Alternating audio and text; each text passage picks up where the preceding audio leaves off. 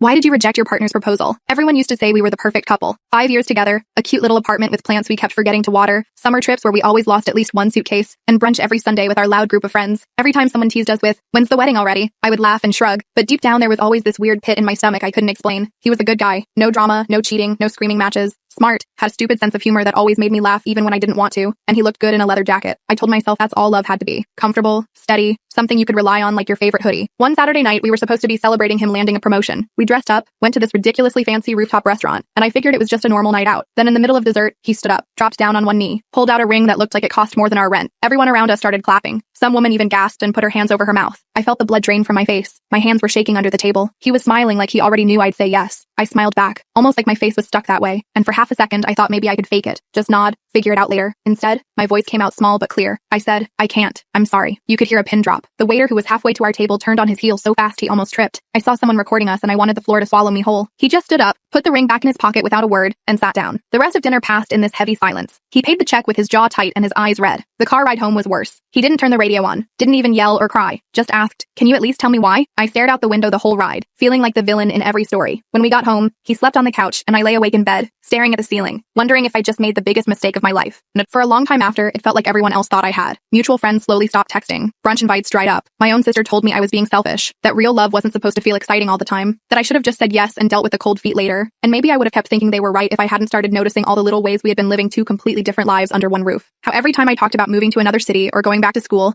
he would laugh and say, "You always have crazy ideas." How whenever I mentioned wanting kids someday, he would change the subject or crack a joke. How when I shared a short story I wrote, he would smile politely and then talk about his fantasy football league. It hit me one afternoon while unpacking boxes because we had broken the lease. He loved me, but he didn't know me. Not really. Not the messy parts. Not the parts that dreamt bigger than this life we had built. I didn't say no because I didn't love him. I said no because I finally realized love wasn't supposed to make you feel small. It wasn't supposed to be about fitting neatly into someone else's plans. It was supposed to be about seeing each other. Really seeing. And I deserved that. We both did.